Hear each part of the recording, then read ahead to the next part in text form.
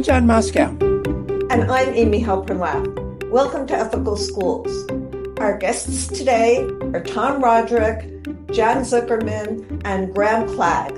Mr. Roderick is a teacher, writer, and education activist in New York City. He retired in 2019 after 36 years as the founding executive director of Morningside Center for Teaching Social Responsibility. Today we'll be discussing Tom's most recent book, Teach for Climate Justice, A Vision for Transforming Education. Jan Zuckerman is co-founder and principal of Sunnyside Environmental School, a K-8 school in Portland, Oregon. And Graham Klag is an alum of Sunnyside Environmental School. Welcome, Tom, Jan, and Graham. Hi. I want to be here. Why climate justice? Are you asking anybody? Anybody? I guess Tom, since that's the title of his book, but I think all of you would probably have things that you'd like to say about it. Yeah, I mean, I can begin. Climate justice, because this whole economy that we've had for over 200 years, based on fossil fuels, is inextricably tangled with injustice. Fossil fuels took off with the invention of the steam engine back in 1750 to mark the beginning of the Industrial Revolution. And the steam engine sent ships all over the world to extract fuel, cut down forests, mine minerals, and exploit people. The forms that took colonialism and slavery. And so from the beginning, the fossil fuel economy has been based on injustice. And as we realize that it's no longer sustainable and that we need to undergo a major transformation, that has to be a transformation in terms of justice, then to racism, then to colonialism, and to treating the environment as just a source of unlimited commodities to serve humans, mainly in the wealthy countries of the North. Would anyone else like to add something?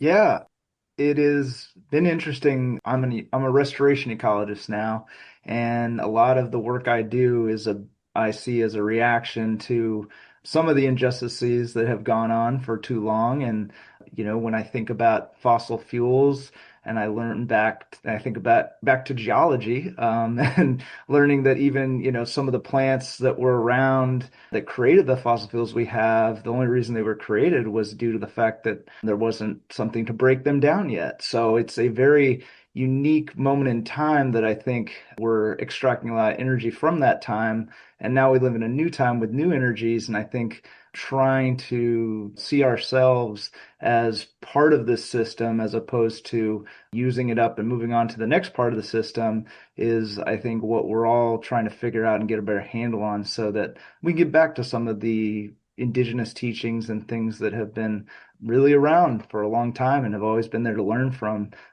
However, this new, more dominating way has been kind of the archetype that I think we're seeing the final end product of right now. I think, as I was reading the book, which I really liked, it struck me that the connection between, environmentalism and saving the planet and everybody who depends on it from climate disaster and social justice seems just very, very intuitive. But I can imagine that for a lot of people, it might not be intuitive, that there could be people who are focused on the environment, but sort of say, well, we have to do that. And yes, social justice is important, but they don't see the connection. Or people who say, well, right now I'm totally focused on social justice. I'll deal with the environment later on.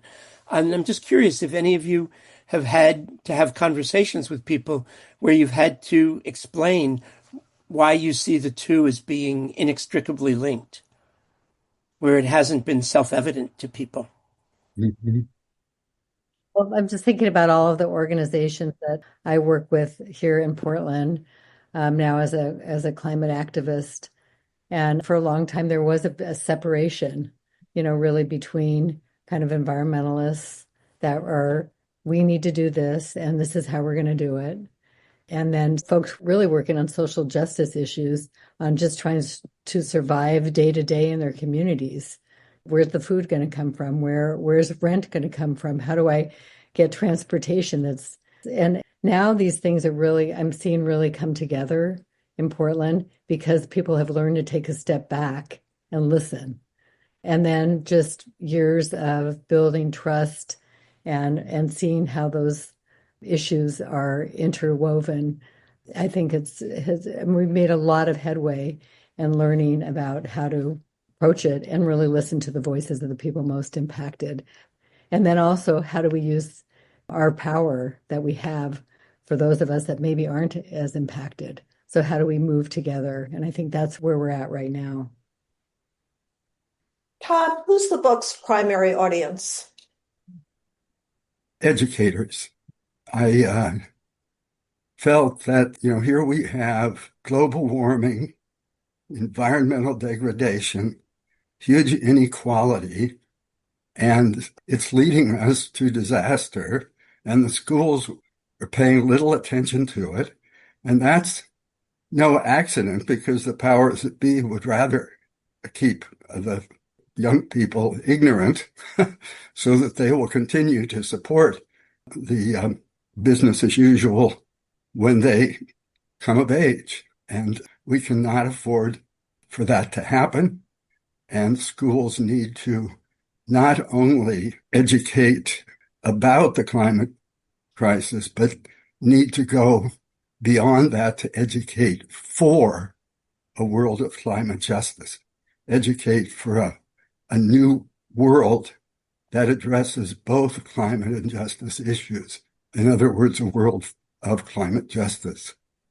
I define climate justice as a world in which human activity has come back into harmony with nature, and human well-being is a reality not just for some, but for all.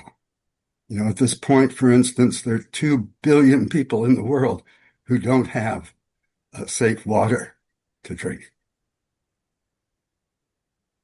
Tom, much of your professional background has been in promoting the importance of social emotional learning.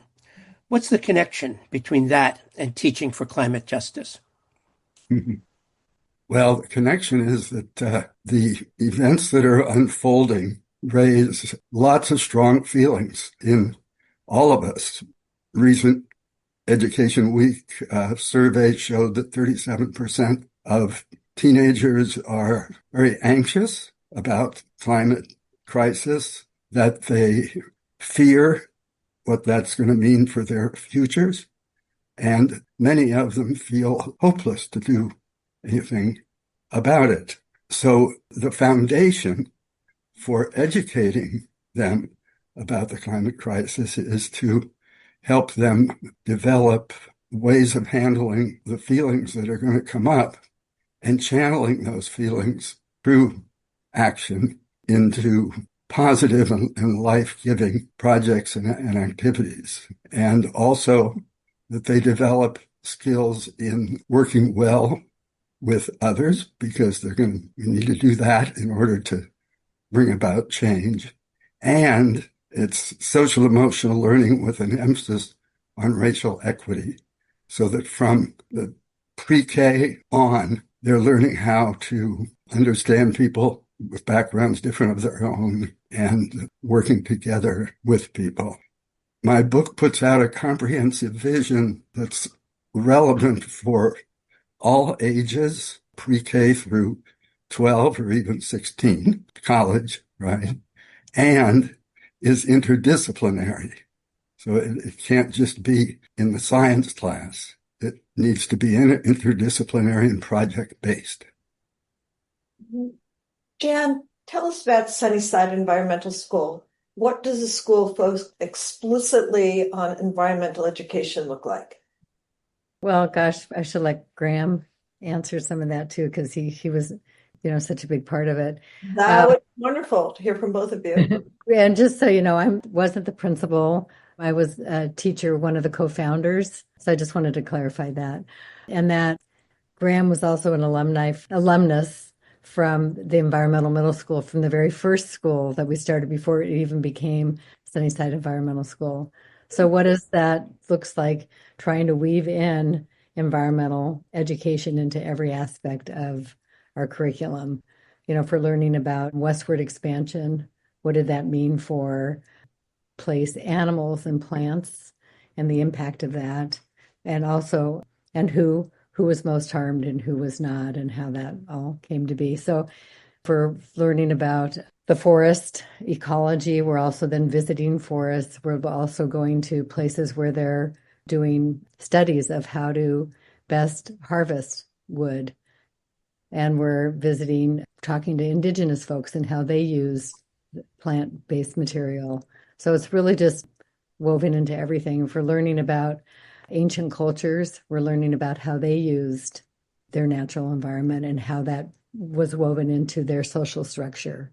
So it was just part of everything we did. We gardened and spent a lot of time outdoors, connecting with nature. I think one of the biggest, most important things is to connect with nature, because when you're connecting, then you're loving. You love that place.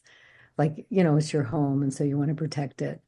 A lot of disconnections, I think, cause a lot of, angst and depression in kids nowadays, and adults. We're all very disconnected. Once you get that connection, you also feel better when you're out in nature.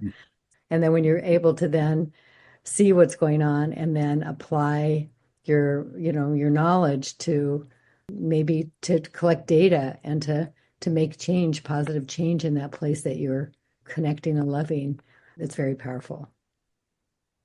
Has it been at all complicated meshing the kind of experimental and project-based learning, hands-on learning that you're doing with whatever Oregon's test requirements have been? Yeah, I was a storyline, part of what we do at Sunnyside, well, we still continue to do it at Sunnyside, even though I'm not there anymore, is use storyline method of teaching. And it's a way to connect kids to whatever their curriculum. It's a method of teaching.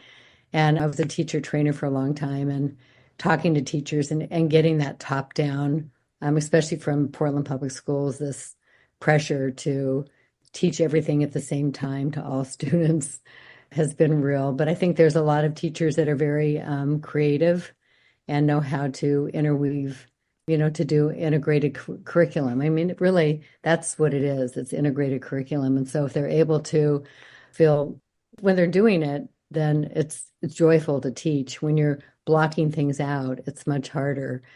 So it depends on the school and depends on the teachers, I think. But it's definitely challenging. It's always been challenging. Graham, you want to say something?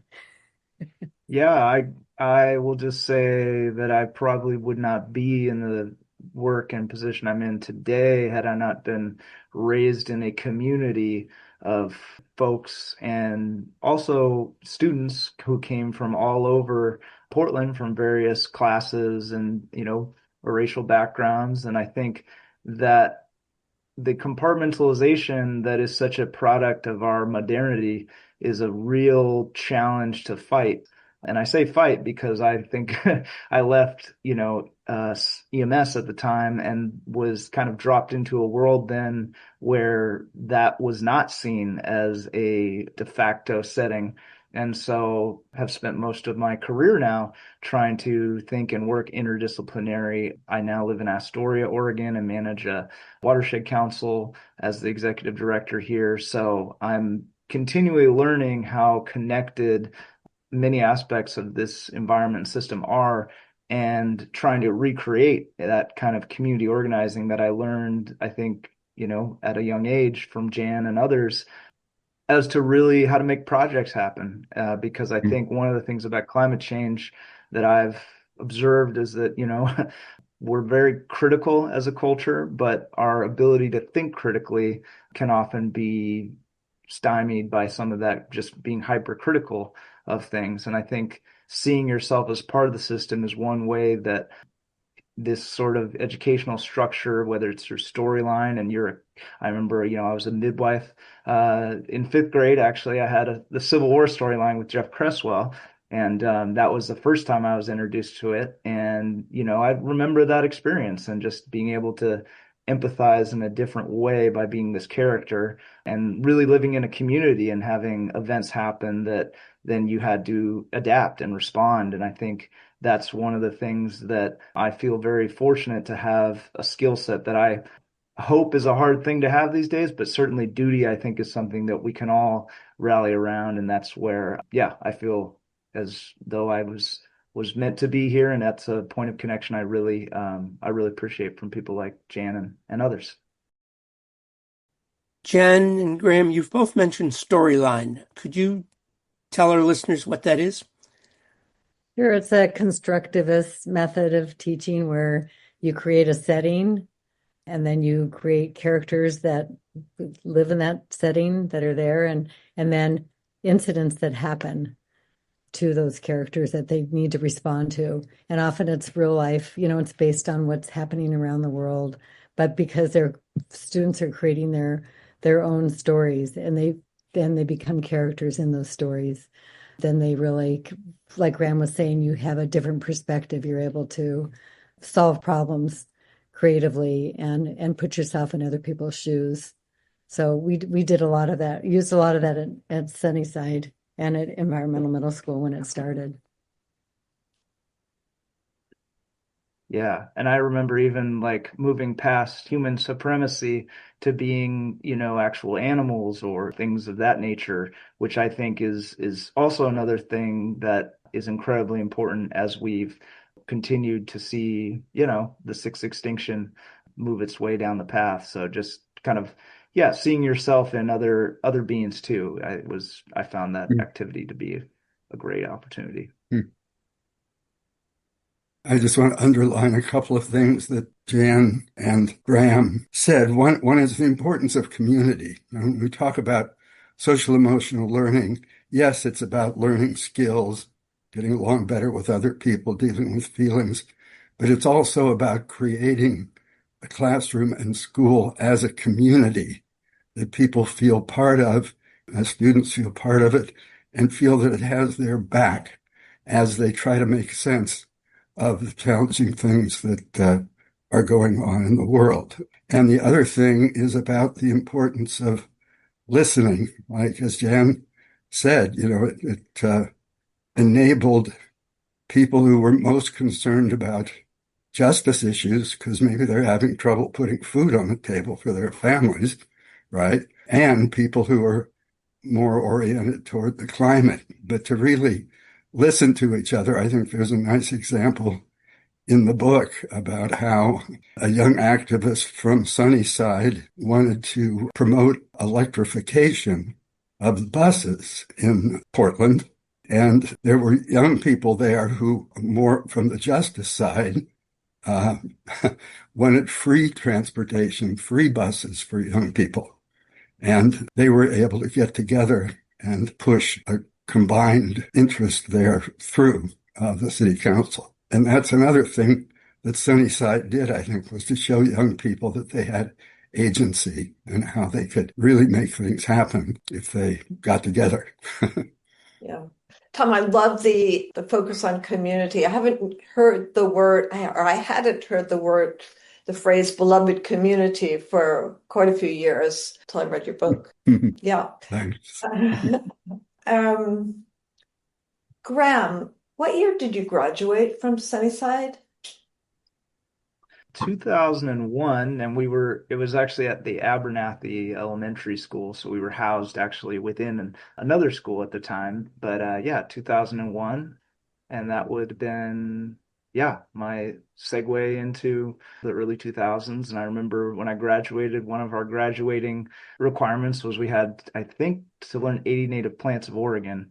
And I remember that being still to this day something I'm very proud of, having known at that age and just having that be kind of the rubric of understanding for the world you're going into, being a great thing. So for the beloved community of plants too. Graham, did you go off to university after that?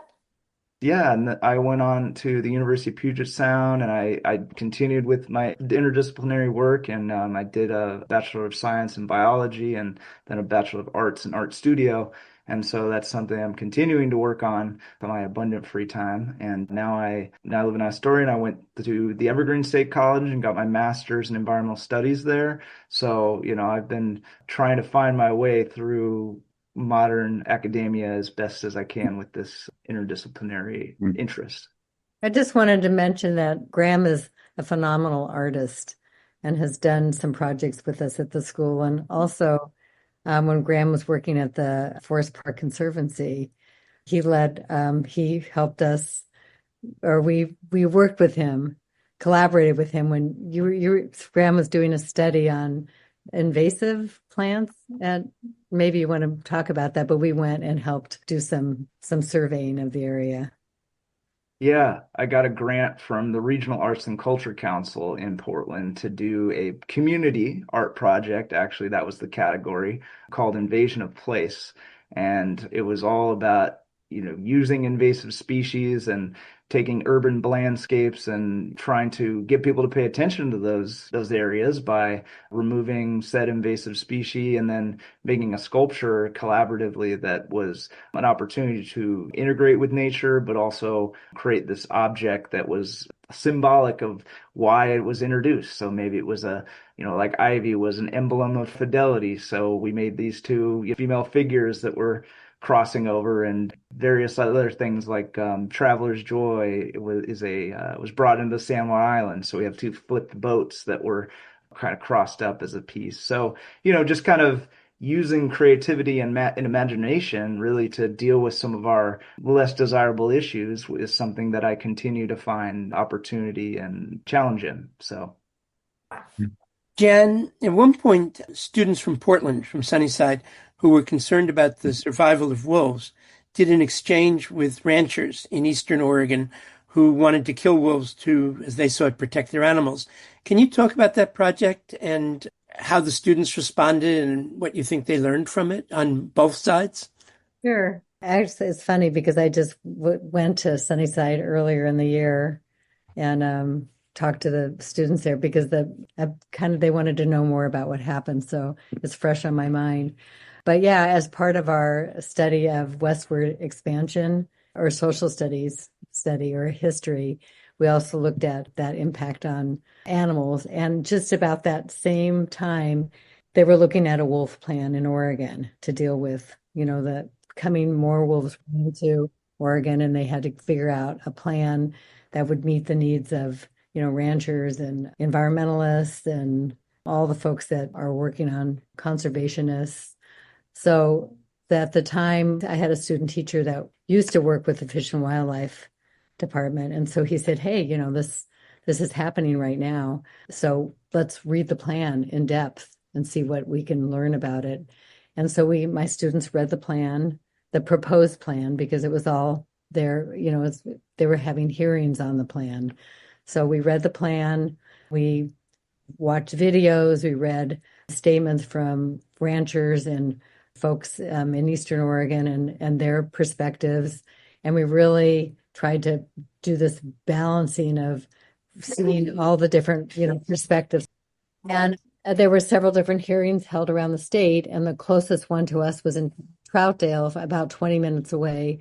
And so our students, based on the proposal of the plan, they wrote testimony just like anybody. And we went and the students testified, and they got to hear from people who came from 200 miles away. And, we're very adamant about, we don't care what the plan is, we're killing the wolves no matter what. And we're hearing from other ranchers saying this is a good plan or not a good plan. And so we really heard from everyone, and then came back to school feeling very excited about that opportunity to be civically engaged. And the next day, we got word from the superintendent from Portland Public Schools that they had heard from some of the state senators and representatives that I had brainwashed the students and that children should not participate in adult activities. And this had nothing to do with their lives, and they should have stayed away. And And so I had to turn in all my lesson plans to the superintendent. And then one of the students in my class, actually, her grandfather was a state representative. And so he said, I want all of the reflections that the students wrote, and I want all of your lesson plans, and I'm going to take it to the floor of the house, and I'm going to just spend hours and hours. I'm just going to read every single thing and so he spent hours doing that because Wow. he was really pushing, this idea of civic engagement, and the students felt so empowered.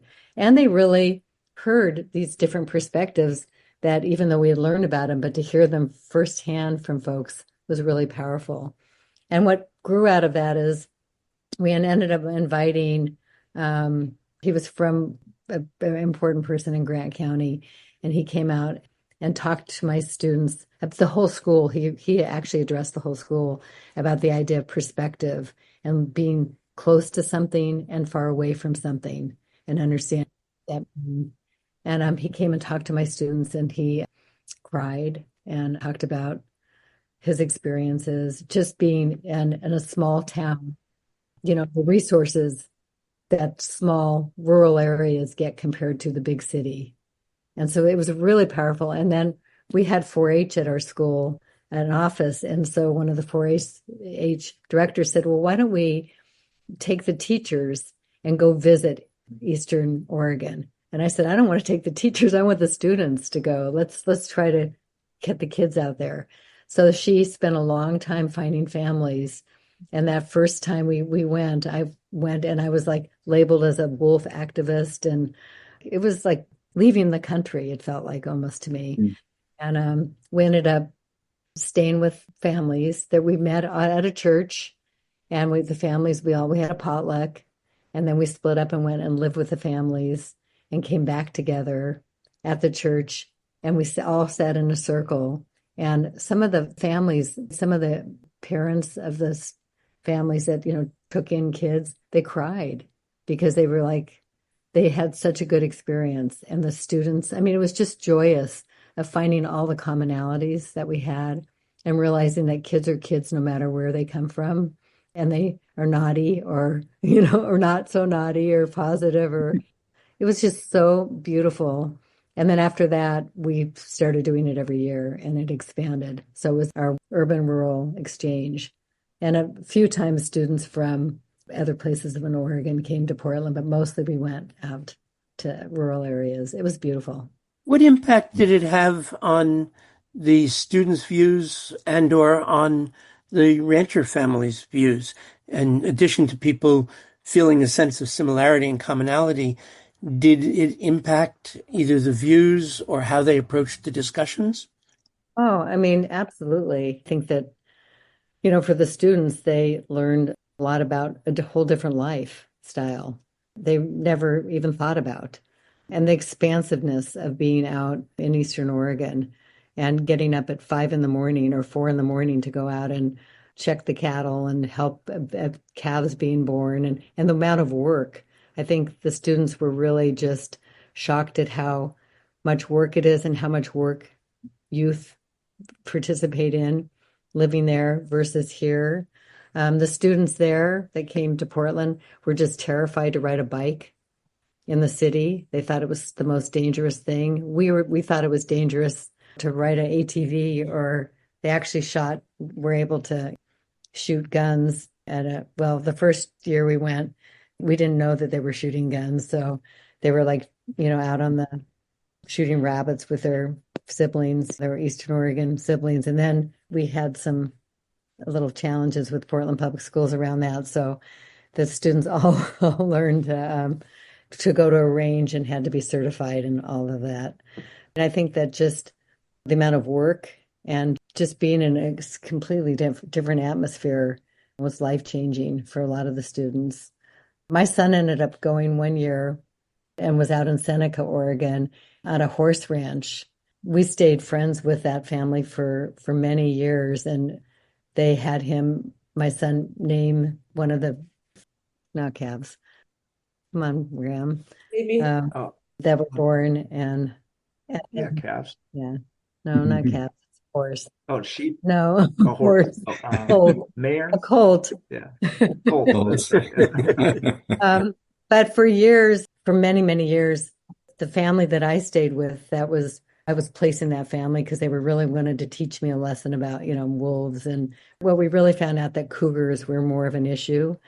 But that family was so wonderful. And the whole Sunnyside community ended up for many years buying their meat from that family, and they would come into town and deliver it. And so we ended up having this very different kind of relationship with that family. And I'm still Facebook friends with them and have watched their kids grow up. And they're very religious. I think that's the other thing, is that a lot of the students were just really surprised by how religious and how their parents would go on dates with their children. And where here it was just very different. A lot of the students had never experienced anything like that, but they saw the love and the respect within the family unit, and just, they loved it.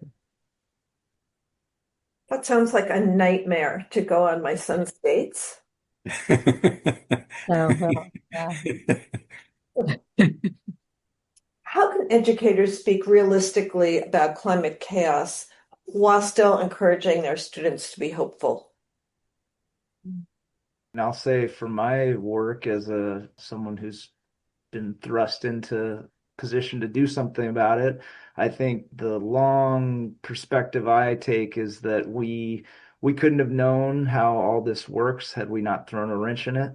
And so now it's up to us to pull that wrench out and try to fix some parts of it. But the more that we say, oh no, it's functioning great, the longer we'll drift towards a lower performing system. And so that is our challenge, and being honest about that. And that's why, quite frankly, I see climate change as a bit of a psychological imbalance too, because we're not really being true to these feelings that we have about what's happening, and it comes out in anxiety in the next generation because they can smell it in the adults. And that's ultimately something that I think students and children need to be listened to for. Yeah. Yes, first of all, it's not just talking about climate chaos, it's experiencing it. We're seeing extreme weather happen increasingly. And, recently the administration has proposed doing away with what's called the Endangerment Declaration, which is that fossil fuels form the emission of carbon into the atmosphere through the burning of fossil fuels is a danger to public health and therefore needs to be regulated. And we're seeing the importance not only of regulating that, despite what the president says, it's not a hoax. And more people, when that endangerment declaration was originally made and it became the basis for the work of the Environmental Protection Agency back in 2009, 30% of the people saw climate situation as a serious issue. Now it's 60%. And among young Republicans, people under 30, a high percentage sees the need to transition from fossil fuels to alternative sources of energy. And that's partly because what people we're seeing it with our eyes. The wildfires in the rim of the Grand Canyon this year, the flood in Texas, and so on. And the approach in my book is to introduce the idea of active hope. Active hope is not optimism. It's not waiting to be rescued by some savior. It's waking up to the beauty of life on whose behalf we must act. And it's not something, active hope is not something you have, it's something you do. It's a practice. And what you do is, and this is what we encourage the students to do, is to envision what you hope for the world, figure out how can I contribute to bring this about, and then roll up your sleeves and get to work. And we need to give students opportunities to do that work and to feel the joy that comes from making a difference, arms locked with others to do that. And that's where the beloved community comes in as a source of support for that. A way to look at it is to say that we're privileged to be alive at this time and have the chance to make this difference. The web of life needs us. People around the world needs us. Lots of harm has been done, and we're going to be suffering from that, but we need to save all that we can save and work toward the world of climate justice. And schools can model that, and classrooms can model that and need to. And that's at the core of education for climate justice. Tom, in your description of the Landless Rural Workers Movement, MST, in Brazil, which puts a lot of emphasis on education within government schools, actually, you talk about contentious co-governance in schools. What is this, and how may it be relevant to schools in the United States? Yes, the Landless Workers Movement is really interesting. I was surprised to learn about that in researching the book. Contentious co-governance is that, well, just a little bit on the Landless Workers Movement. Something in the Brazil Constitution that says that if there's land that could grow food, could be put to a useful purpose, and it's not being used, peasants, people can move onto that land and take it over. And they get support from the government to do that. And they set up schools there, of course, because people are living there and their kids need to go to school. And in some cases, the local government supports it, even though the schools are putting forth a sort of radical transformative vision of education. And they support it because the kids are going to school. and the local authorities weren't able to make that happen.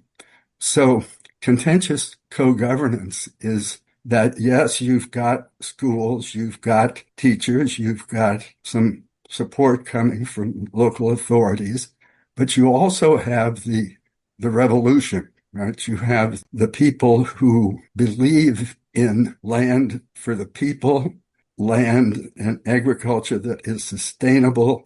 They're big advocates of Paulo Freire. And the idea of contentious co-governance is keeping the movement close to the school so that you don't get bought off by the powers that be, that you're not afraid to get in there and have a conflict. It's not like, okay, so now we've got these schools and we'll just let happen what happens. No, it's keeping this sort of the revolutionary principles and fervor close to the school and keeping it honest to the principles. It's a fascinating phenomenon that, despite the government before the current one that was not supportive, it has survived the last several decades. You see that teachers and communities here can learn from that. Yes. Let me just mention the project that I've started. So basically launched a project called the Teach for Climate Justice Project.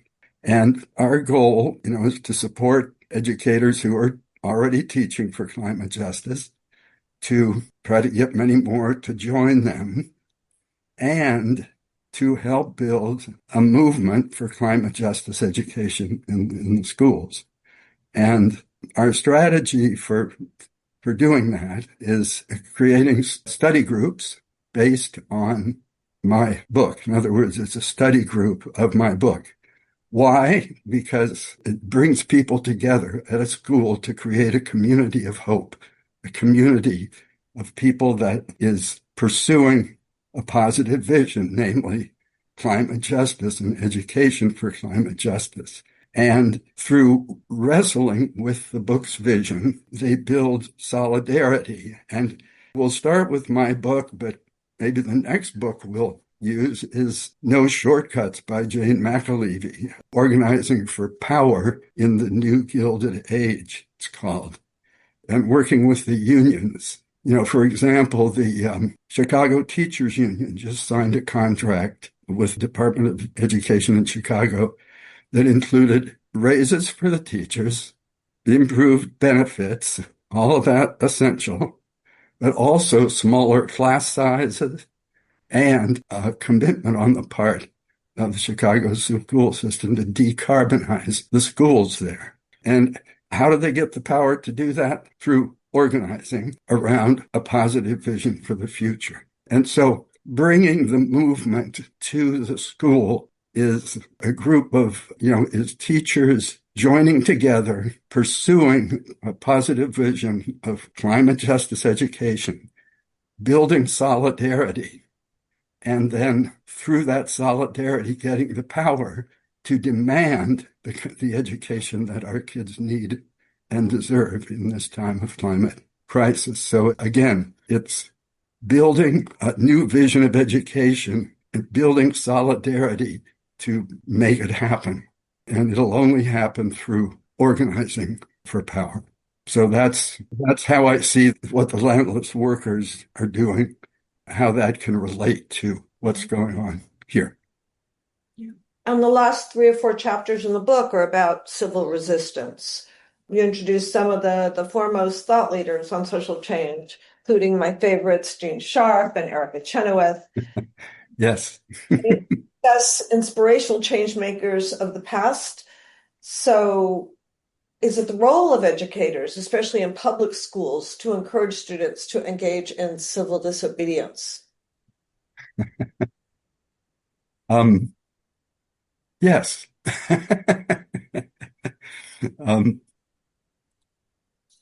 Anyone else want to comment on that? I was going to say, teachers are activists. I don't see a difference. I never saw educator and activist. I feel like it's one thing.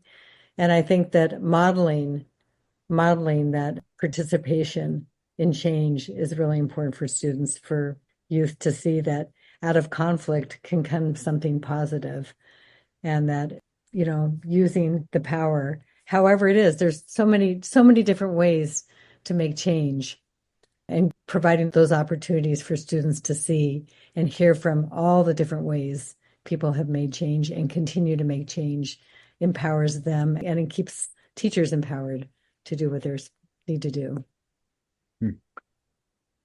Tom, you have a discussion of the Phoenix Talent Schools in conservative southeastern Oregon. What's your sense of how teachers and principals can best implement climate justice education in communities where both climate change and social justice are highly contested? Well, that story, and by the way, my book is full of stories like the beautiful story of the Sunnyside School and other schools and teachers from across the country who are sort of leading the way in climate justice. And that particular school had experienced Alameda wildfire that had left a number of the students homeless there. So I present that story through the eyes of the principal, who, through no fault of her own, was there and needing to deal with families who were suddenly homeless, and, an area where much of the population of the school was people working in the, grape and agricultural industries.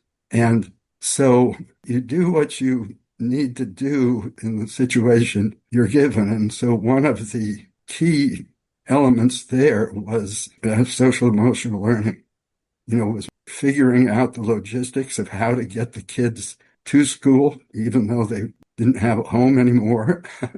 So it was a great example of making climate justice in a very challenging, catastrophic situation, and, holding the staff together and supporting them in dealing with the young people. So that's basically what that story was about in that area. Well, Thank you so much, Tom Roderick, Jan Zuckerman, and Graham Klag. Well, thank you. Thank you for having us. And thank you, listeners. If you found this podcast worthwhile, please share it with friends and colleagues. Subscribe wherever you get your podcasts and give us a rating or review. This helps others to find the show. Check out our website for more episodes and videos and to subscribe to our email newsletters.